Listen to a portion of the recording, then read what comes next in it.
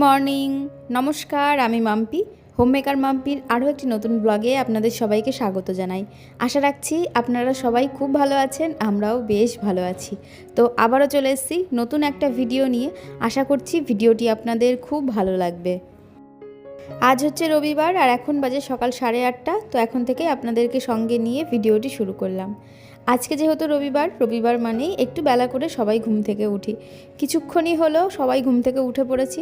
আমি উঠে ফ্রেশ হয়ে চেঞ্জ করে নিয়েছি, ওরাও এক এক করে ফ্রেশ হচ্ছে। আর এদিকে 3 জনার জন্য 3 কাপ গরমা গরম চা করে নিচ্ছি। চা খেয়ে যার যার কাজে শেষে লেগে পড়ব। বাবু পড়তে বসবে, আমি ঘরের কাজ করব, আর বিজয় যাবে বাজারে। তো চলুন চাটা আগে খেয়ে নিই, তারপরে সবাই সবার কাজে লেগে পড়ব। বেশ কিছুদিন হয়ে গেল ভিডিওর মধ্যে কোনো রকম কমেন্ট পড়ে ওঠা হচ্ছে না, তাই ভাবলাম আজকে কিছু কমেন্ট পড়া যাক। আমার গত ভিডিওতে অদিতি রয় বোন কমেন্ট করেছে, খুব ভালো লাগলো ভিডিওটি। বহুদিন পর আজ কমেন্ট করলাম। আমার মেয়ের শরীর খুব খারাপ ছিল, তাই এতদিন ভিডিও দেখা কমেন্ট করা কিছুই হয়ে ওঠেনি। এখন সব ঠিক আছে। Thank you dear. তবে এখন ভালো আছে শুনে ভালো লাগলো। মাঝে কিছুদিন যে পরিমাণে ওয়েদার খারাপ ছিল, এই বর্ষার সময় এমনিতেও জ্বর সর্দি কাশি সবারই হয়, আর বাচ্চা মানুষদের তো একবার করে শরীর খারাপ হয়ই এরকম ওয়েদার চেঞ্জ হলে। যাই হোক, ভালো থেকো, নিজেদের সবার খেয়াল রেখো, আর এইভাবেই পাশে থেকে ভালোবাসা দিয়ে যেও। আর আমার গত ভিডিওতে রিয়া মিত্র বোন কমেন্ট করেছে, এত সুন্দর সুন্দর খাবার দেখলে বসে থাকা যায় বলো তো? মনে হচ্ছিল কৃষ্ণনগর চলে যাই। ভিডিওটা খুব খুব ভালো হয়েছে, সাথে অনেক অনেক ভালোবাসা রইল। Thank you so much dear. আমার তরফ থেকেও অনেক অনেক ভালোবাসা নিয়েও খুব ভালো থেকো। এর আগের ভিডিওতে আপনাদের সঙ্গে আমি একটা ইনডোর প্লান্ট শেয়ার করেছিলাম। বলেছিলাম এই গাছের নাম আমি জানি না, তাই মুনিয়া মণ্ডল অ্যাকাউন্ট থেকে বোন বলেই বলছি, তো বোন আমাকে লিখেছে ওটা rhoeo plant. Thank you dear, গাছের নামটা জেনে আমারও খুব ভালো লাগলো। আসলে আমরা ছোটোবেলার থেকেই বিভিন্ন রকমের পাতাবাহার গাছ, বা যেটাকে এখন স্নেক প্লান্ট গাছ বলা হয়, এই ধরনের গাছ প্রত্যেকটা বাড়িতে বা রাস্তার আশেপাশে প্রচুর দেখতে পেতাম। তবে এই গাছগুলোর নাম সত্যি বলতে তেমনভাবে জানতাম না। এগুলোকে বরাবরই আমরা আগাছা গাছ বলেই জানতাম, যেমন মানি প্লান্ট বা আরও অন্য যে গাছগুলো হয় এমনিতেই হয়ে যেত, আর এগুলো খুব একটা বেশি প্রয়োজনে লাগতো না বলে এগুলোকে আমরা আগাছাই মনে করতাম। তবে বর্তমান সময় এখন এই গাছগুলোর কত কদর। তার পাশাপাশি নার্সারিতে যখন আমরা কিনতে যাই তখন বোঝা যায় যে গাছের কত মূল্য। যে গাছগুলোকে আমরা আগাছা মনে করতাম, অপ্রয়োজনীয় মনে করতাম, এখন সেগুলোরও কত দাম দিয়ে দিয়ে কিনতে হয়।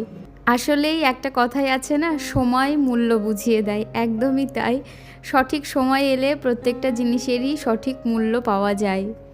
শুধুমাত্র জিনিসটা খাঁটি হতে হবে। তুমি নিজে যদি খাঁটি হও, তাহলে একটা না একটা সময় সমাজ তোমাকে স্বীকৃতি দিতে বাধ্য হবে।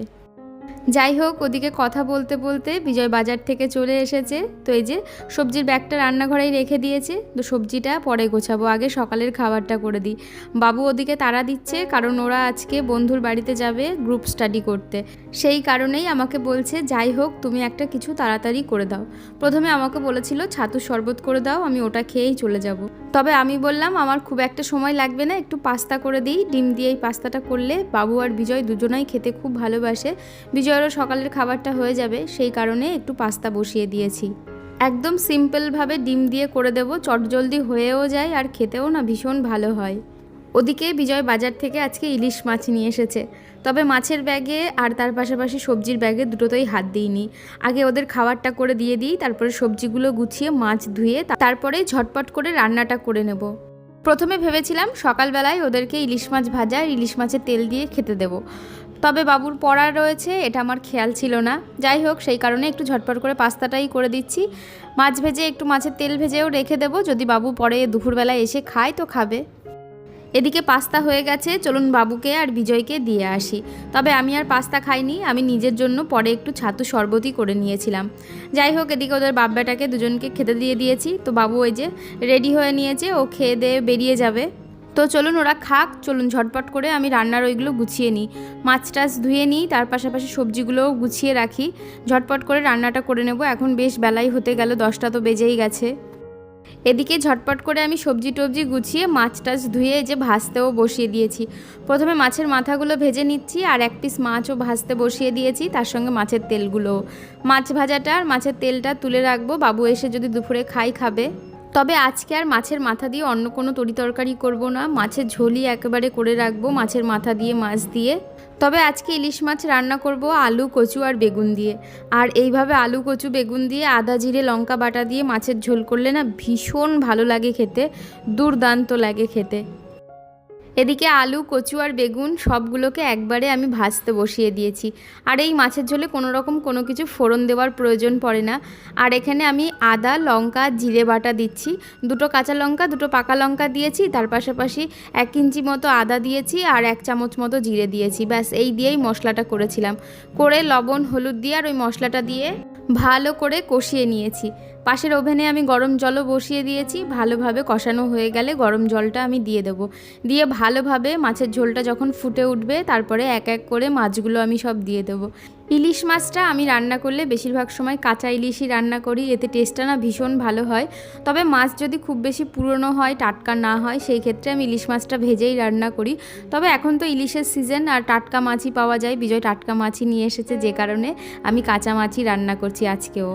আপনারা চাইলে হালকা করে মাছটা ভেজেও রান্না করতে পারেন, একই রকম টেস্ট লাগবে। ওদিকে মাছগুলোকে দিয়ে 5 মিনিট মতো আমি হাই ফ্লেমে আগে ফুটিয়ে নিয়েছি, তারপরে মাছের মাথাগুলো ভেজে রেখেছিলাম সেগুলো দিয়ে তারপরে মিডিয়াম ফ্লেমে আমি আরও 10 মিনিট মতো ভালো করে মাছের ঝোলটাকে ফুটিয়ে নেব, তারপরে আমি নামিয়ে নেব। আপনারাও চাইলে এইভাবে মাছের ঝোল করে খেয়ে দেখতে পারেন, অপূর্ব খেতে হয়। এর মাছের ঝোলটাই খেতে এত টেস্ট লাগে, মানে আপনি এই ঝোল দিয়েও ভাত খেয়ে নিতে পারবেন, এতটাই টেস্ট হয়। ওদিকে মাছের ঝোল আমার হয়ে গেছে, নামিয়েও নিয়েছি আর টেবিলটা ভালো করে মুছে টেবিলের ওপর মাছের ঝোলটা রেখে এসেছি। তারপরে এই যে বাসনগুলোকেও খুব ভালো করে মেজে নিয়েছি। চলুন এবার ঝটপট করে ধুয়ে রান্নাঘরটা, ওভেনটা ভালো করে মুছে পরিষ্কার করে তারপরে স্নান করতে যাব। ওদিকে দিদিও চলে এসেছে, এসে ঘরটাও মোছা শুরু করে দিয়েছে। এখন 11টা 10-15 মতো বাজে। ওদিকে দিদি কাজ করে, এদিকে আমিও কাজ করি। তো আমার 11:30 থেকে 11:45টার মধ্যে সমস্ত কাজ হয়ে যায়।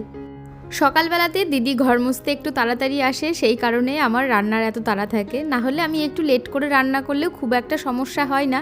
তবে একটা দিকে ভালোই হয়, দিদি তাড়াতাড়ি আসে বলেই আমার তাড়াতাড়ি সব কাজও হয়ে যায়।